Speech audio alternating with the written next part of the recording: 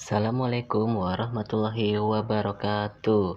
Selamat pagi anak-anak. Apa kabarnya hari ini? Sehat ya? Baik, hari ini kita akan belajar tentang tema 1 organ gerak hewan dan manusia, subtema 1 organ gerak hewan, pembelajaran 1. Tujuan pembelajaran pada hari ini adalah yang pertama yaitu menganalisis alat gerak hewan dan manusia. Yang kedua, menemukan ide pokok. Yang ketiga, menyimpulkan pengertian, fungsi, dan cara menentukan ide pokok. Anak-anak, kalian tahu nggak alat gerak hewan dan manusia itu apa aja sih?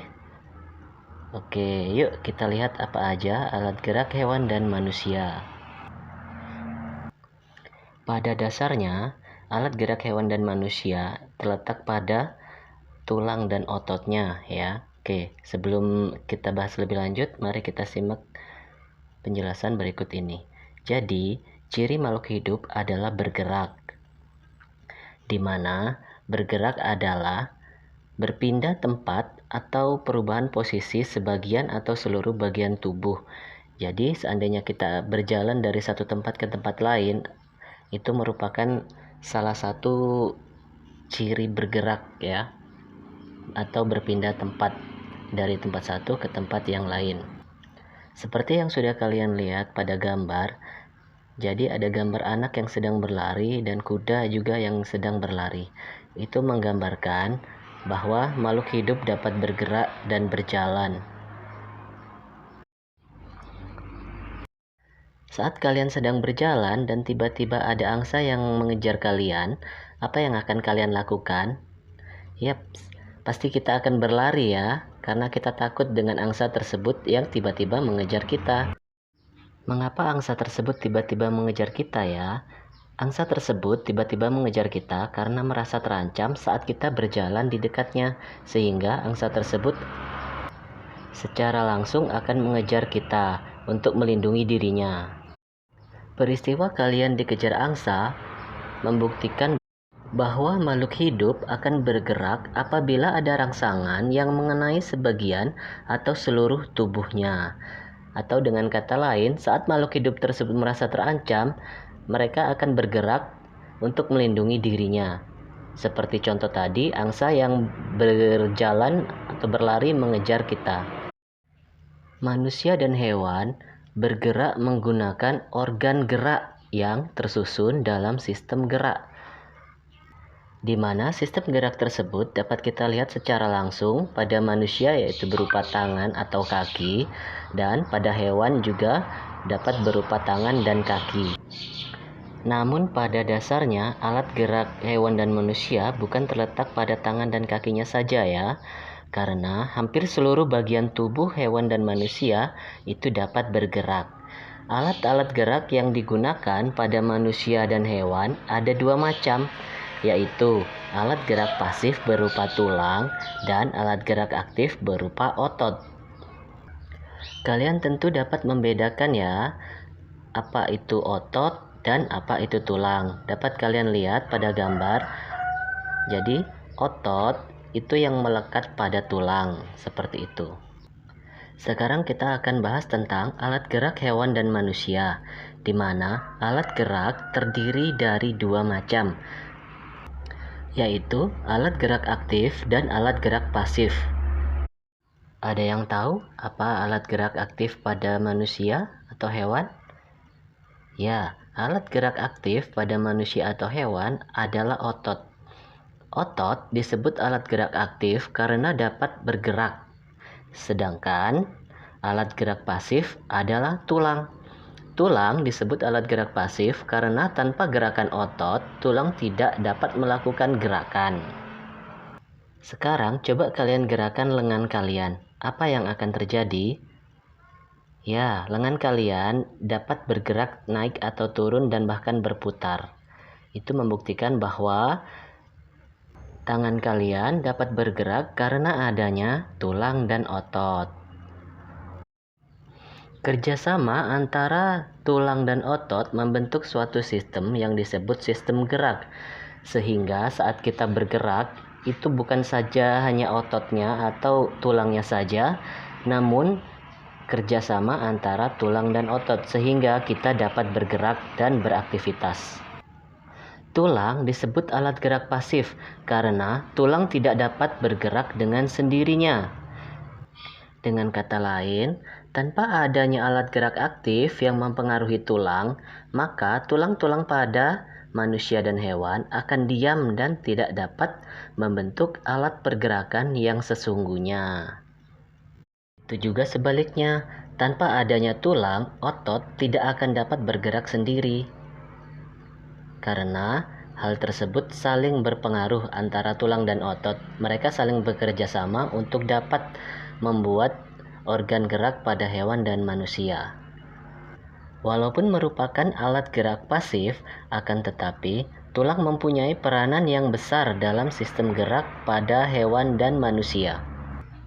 Salah satu peranannya yaitu membantu otot untuk bergerak lebih aktif dan dapat menopang tubuh kita, serta melindungi organ-organ penting pada tubuh kita.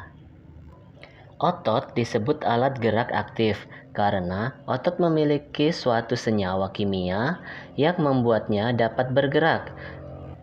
Pada saat otot yang menempel pada tulang bergerak, otot tersebut akan membuat tulang dapat bergerak. Dapat kalian perhatikan pada gambar ya. Saat kalian perhatikan pada bagian rangka manusianya, rangka tersebut terlihat hanya terdiri dari bagian-bagian tulangnya saja. Rangka tersebut tentu tidak akan dapat bergerak, apalagi berjalan dan berlari, tanpa adanya otot yang membalut pada seluruh bagian rangka tersebut. Dengan adanya otot, tulang tersebut dapat bergerak seperti kita sekarang saat ini. Jadi, dengan adanya tulang dan otot, kita dapat beraktivitas seperti berjalan, berlari. Begitu juga pada hewan. Otot dan tulanglah yang membuat manusia dan hewan dapat bergerak dan beraktivitas. Makhluk hidup dapat bergerak, karena itu makhluk hidup dapat beraktivitas. Aktivitas apa saja yang dapat dilakukan makhluk hidup? Salah satunya adalah berjalan dan berlari. Begitu banyak aktivitas yang dapat dilakukan makhluk hidup, bukan hanya berjalan dan berlari. Hal-hal lain pun dapat kita lakukan, seperti membaca, menonton televisi, bermain, dan lain sebagainya. Sekarang kita akan melakukan aktivitas membaca sebagai salah satu kegiatan atau aktivitas yang dapat kita lakukan dalam pembelajaran saat ini. Membaca adalah aktivitas yang sangat menyenangkan ya, karena dengan membaca kita dapat menambah banyak ilmu dan pengetahuan, serta hal-hal baru yang dapat kita temukan dari buku bacaan yang kita baca. Sebelum kita melakukan kegiatan membaca, terlebih dahulu kita akan membahas tentang pengertian ide pokok pada suatu bacaan dan bagaimana cara menentukannya. Ide pokok merupakan inti atau dasar permasalahan pada suatu teks, di mana ide pokok dalam teks sering juga disebut pokok pikiran atau gagasan utama, karena berisi gagasan dasar penulis. Selain itu, ide pokok juga disebut gagasan utama atau pikiran utama. Sekarang, kita akan mencari cara menentukan ide pokok. Jadi bagaimana cara menentukan ide pokok ya?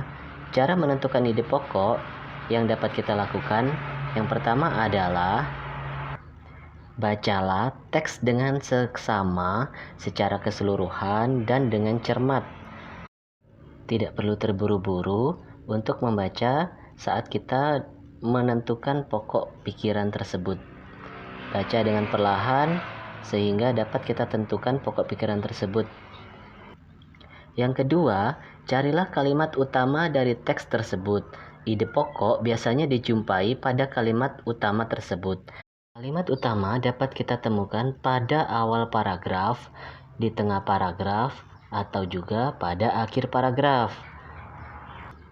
Tidak semua kalimat utama terletak pada awal paragraf.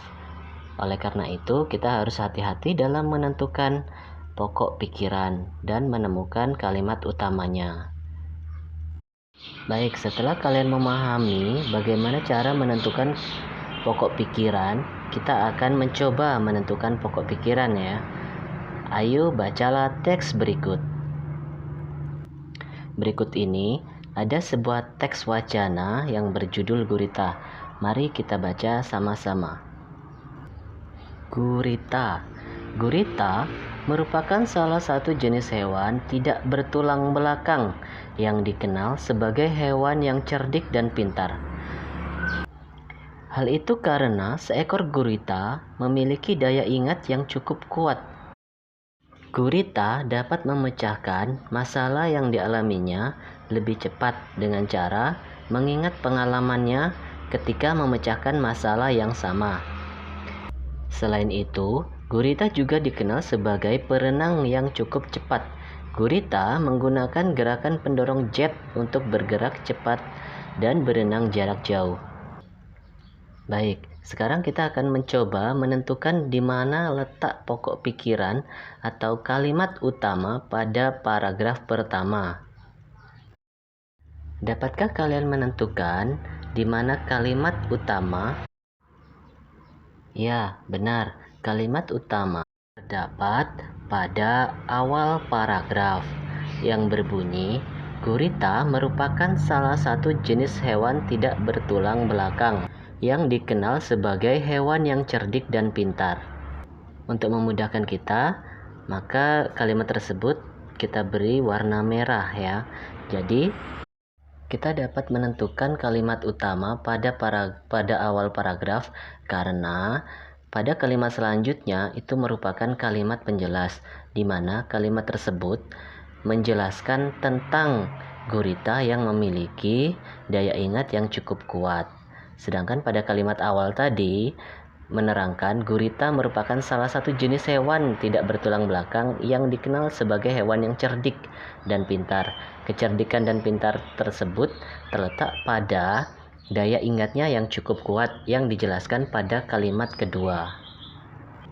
Setelah kita menentukan kalimat utamanya, maka dapat disimpulkan ide pokok atau pokok pikiran pada paragraf pertama adalah gurita merupakan hewan tidak bertulang belakang yang cerdik dan pintar. Oke, sampai di sini bagaimana anak-anak paham ya? Yang perlu kalian lakukan untuk memudahkan dalam menentukan pokok pikiran adalah membacanya dengan seksama. Kemudian menentukan di mana letak kalimat utama. Jika kalimat utama sudah kalian tentukan, maka akan dengan mudah pokok pikiran atau ide pokoknya dapat kita tentukan pula. Setelah kalian memahami bagaimana cara menentukan ide pokok, sekarang kita akan melakukan latihan soal. Soal dapat kalian download atau kalian unduh pada kolom deskripsi. Silakan kalian unduh dan selamat mengerjakan.